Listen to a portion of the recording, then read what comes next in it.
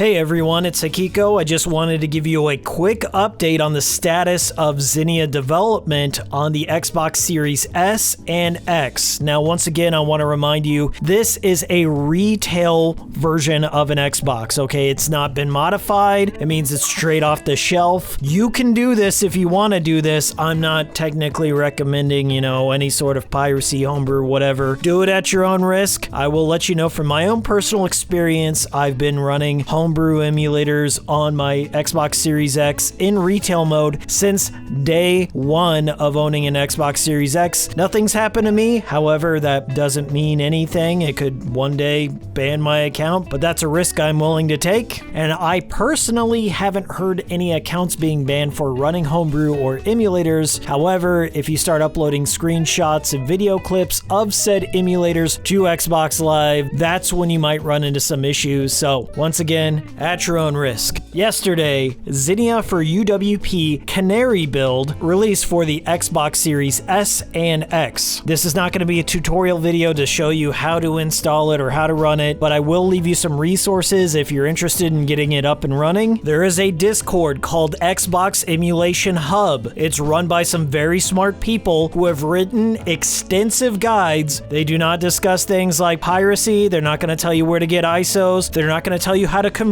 ISOs. You're going to need to do a little homework or look on YouTube. I'm sure somebody's built a tutorial. Now, the reason why I can't leave any links to this build of Xenia is because the links are always changing to dodge Microsoft takedowns of these emulators. So that's why you want to join this Discord, and don't be annoying. Just read the guides and you'll be good to go. So without any further ado, I know why you're all here. You want to know what games are up and running. So the first games I wanted to test were the games that did not work the last time I tested out Xenia. So in this Canary build, the first game I tried out was Splatterhouse. The last time I ran this, the title card worked, but the moment I would start the gameplay, it would crash and go back to the dashboard. Thankfully, that's not the case here. There is a little bit of stuttering right before you get into the gameplay, but it's now semi-playable. Now, what I mean by semi is that the game is constantly loading in assets, so occasionally when you're playing, it will stutter and load in stuff and allow you to continue on. Now, for the most part, it seems to be working. I did not play terribly far into it, but I'm super impressed for an early build of Xenia. This is already monumental progress. We're able to play Splatterhouse on a system that is not natively backwards compatible with Splatterhouse. My mind is blown. Okay, next up is Never Dead. Once before, I was able to load the title screen and all the introductory cutscenes, but the moment I got into the gameplay, it crashed. This time around, I'm able to get into the game, but all the character models are extremely warped and twisted, and I was not able to progress past the opening tutorial level. The game just froze and stayed there until I had to close the emulator. I'm a little disappointed that Never Dead doesn't work, but I'm sure this will be fixed eventually. I have hope. Next up is the Castle of Illusion remake starring Mickey Mouse. Once again, this is already backwards compatible with the Xbox Series S and X. You can buy it on the store. I was just curious because this game has been delisted before. Now, previously, I was able to load the title screen and the intro cutscenes, but it would crash the moment the game tried to load. And this time around, the gameplay does load, and when you're playing, it also loads and stutters and freezes at random times, but it is semi-playable, which is a major plus. It means progress is being made. Next up is a game that I absolutely love, but it was not made backwards compatible for the Xbox Series S or X. This is El Shaddai Ascension of the Metatron. This was originally on PS3 and Xbox 360 and then got ported to Windows in 2021, but I want to play it on my Xbox Series X, so let's go. I'm able to load the introductory cutscene, the title screen, and I gotta tell you, the gameplay here is nearly perfect. In fact, I really didn't notice any frame drops, any graphical issues. El Shaddai is one of the best games that I have run so far on Xenia, and it's one of the best visual showcases of that generation. It's a fast-paced 3D brawler with an insane story of biblical proportions. It's got a banger soundtrack too. If you're looking for a game to test out on Xenia Canary, El Shaddai is a solid pick to go with. Color me impressed. Another requested one I got was Marvel vs. Capcom 2. This is an Xbox Live Arcade arcade title, and I've had good luck with those so far, but unfortunately, I could not get Marvel vs. Capcom 2 to run. My conversion of the game just wouldn't work. It crashed during the conversion, so maybe that had something to do with it, but for whatever reason, couldn't get it to run. Maybe it'll run in the future. Maybe it's already running. I don't know. Next up is possibly the most requested game. Of course, it would be a Sonic the Hedgehog game. Yes, it's that one you're thinking of. Sonic's Ultimate Genesis Collection. That's right, a collection of all the best Sega Genesis games all in one. In fact, this is my favorite compilation of all time, guys. That's why I wanted to test this one out. Just kidding. I know you're all here for Sonic 06. I was serious when I said Sonic's Ultimate Genesis Collection is my favorite compilation, and unfortunately, you cannot get past the title screen yet. Still, I'm going to keep this on my USB drive, and hopefully this gets fixed in a future update. Okay, Sonic the Hedgehog, also known as Sonic 06, was one of the most requested titles for this video. Now, I heard Sonic 06 running on the initial build of Xenia had a whole host of graphical issues and some minor slowdown here and there. But on the Canary build of Xenia, I did not experience any issues whatsoever. All the graphics and textures did seem like they were in place, and the game ran at a stable 60 frames per second, no hitches, all the cutscenes played, all the dialogue was in sync. I'm still not sure why this wasn't officially backwards compatible. Maybe it had something to do with the reputation of the game, but I think people have warmed up to Sonic 06 over the years. There's a cult fan base for it. It's not my cup of tea, but I'm just happy for the people out there who like this game. I like the soundtrack, I'll give it that. So yes, confirmed, Sonic the Hedgehog is working great on Xenia's Canary build. Next up was another highly requested title, Lollipop Chainsaw, which was not backwards compatible with the series line. Still stuck on the 7th generation of consoles, and it does have a remaster coming soon, but Suda51, James Gunn, and Jimmy Urine have nothing to do with it. So if you want to play Lollipop Chainsaw, unfortunately, both builds of Xenia do not support it just yet. I tried both the Japanese version of Lollipop Chainsaw and the North American version of it. They'll load up all the intro logos, but you cannot progress past the title screen. Hopefully this gets addressed in a future build. Next up, somebody wanted to see Condemned 2 Bloodshot, which strangely also wasn't included in the backwards compatibility update for the Xbox, even though the first Condemned was included. Regardless, Condemned 2 is fully playable, minus the multiplayer features, of course. I was able to get through the tutorial segment without too many hitches. Now, it still has that loading in the level problem that I experienced with Splatterhouse, where the game will kind of hitch and lag until all the assets are loaded in. But after they're loaded in, the game plays smoothly at a consistent 60 frames per second. It's totally playable. I only got past the first couple of acts, but nothing crashed, and it looked great on the Canary build of Xenia. This is 2008's Turok remake, which was made by Propaganda Games before they shut down. This was also released on PS3 and Windows. Unfortunately, or fortunately, depending on who you ask, this was not made backwards compatible for the series line of consoles. It's not the greatest game in the series. In fact, it's kind of